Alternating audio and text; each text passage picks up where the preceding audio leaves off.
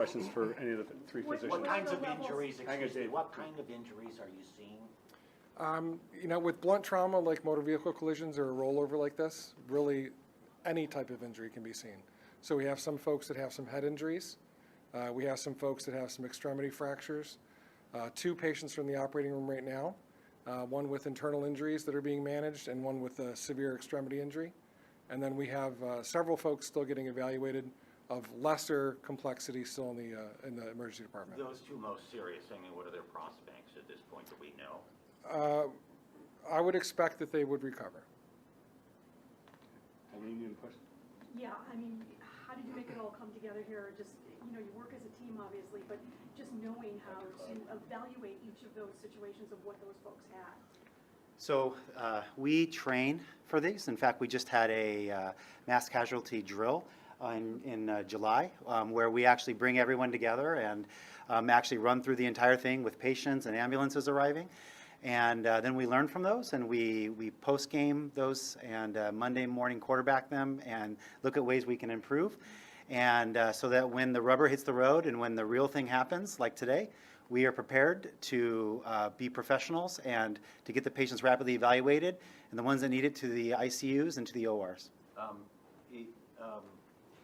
At the scene, this tour bus came from Niagara Falls. I'm not sure which Niagara Falls, but it came from Niagara Falls to New York City, and we were told it was loaded with people that were from the Philippines, from the Far East, from India. There was a language barrier. I would imagine some of those folks are here, and could you talk a little bit about how you're dealing with it? Is it become an issue for you, and how did you deal with that? Many of the patients were bilingual, so they were able to provide some history in English. And then we also actually utilized all of our translation services through the entire hospital. We had brought down, so we had over 15 or 20 translation devices, actually more translation devices than patients arriving available. Sure. I know you train for this all the time. Have you ever had a mass casualty incident with this many patients at once? It's been a long time. Yeah, I can you remember recall any others that one you- without, maybe not this many patients. Okay. You know, but on a microscopic scale, we do this every day, right? So any patient that comes in here from a car wreck or a gunshot or a fall, they're evaluated in the same way. So you're just multiplying that. And we use force multipliers by bringing all the assets we have in the hospital. So we bring all the residents down on the surgery that are in the hospital that may be on other services. All the orthopedic physicians and their residents came down. So you just magnify and multiply what you have in the hospital and do the things that we do every day, just on a larger scale. But, the question was, have you ever had an incident with this So many at once? I've been here 25 years, and I've been here 25 years. This is, and as Peter had mentioned, I'm also a member of the Department of Emergency Medicine. This is probably the most trauma patients we've had from one incident in my career here in Buffalo. Over 25 years. Over 25 Can years. you talk about the doctors that went out in the field to the scene? So we have, or you go ahead and handle No, it. I can, 'Cause it's from our department. So UB Emergency Medicine, we cover multiple different sites, including ECMC, but we're fortunate to have an EMS division, and that group works directly with our EMS staff, and they actually deployed themselves right onto the scene. So I believe we had 6 physicians from our group there helping with the triage of patients. So they're able to go directly to the bus, actually help the EMS crews decide how serious the patient's injuries are.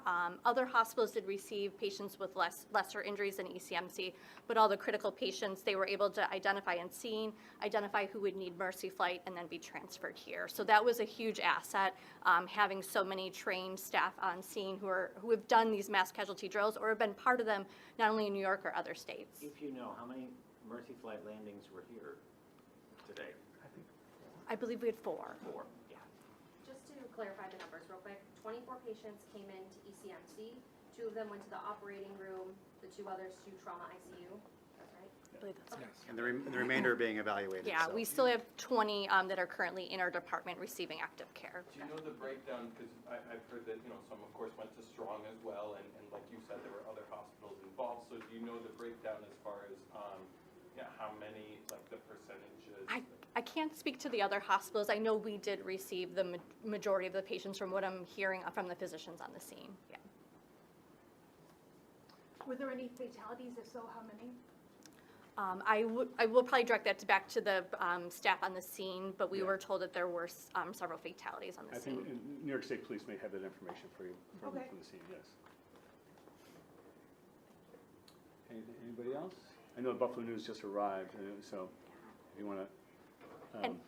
And I think to reiterate, I know this question was asked, but we were able, with the new emergency department, we went from a very small department in the old hospital, but now we have a 53-bed emergency department. We have 4 large trauma bays. We were actually able to clear every room with the help of our medicine colleagues so that if we did receive all 50-plus patients, we would have been ready. We're very fortunate with the new setup of even the ambulance area. We were doing triage outside and making sure patients were assigned to the appropriate areas. We actually designed this new emergency department for mass casualty incidences. That was one of the primary things we were thinking about when it was designed, so that we could have good ambulance flow and patient drop-off right next to the area where they'd be evaluated for traumas. And so I think today was proof of that concept working. Yeah, and of all the hospitals in the market, anyway, ECMC is the designated mass casualty center for Western New York. You know, and again, as Dr. Cloud said earlier, we are, as I think you all know, the only level 1 adult trauma center for Western New York. Oshai Children's is for pediatric cases, which would be 16 years and younger, but ECMC is for adults. Yeah. Any other questions? Thanks, everybody. We appreciate it. Thank you. Thank you. Thank you. And thank you. Yeah. And in the advisory I sent out, there were links to the biographies of all 3 physicians, so if you need any more Could you information on send that. that to me? Yeah, yes. Did we talk earlier? You guys are good. I'll take it. Thank you.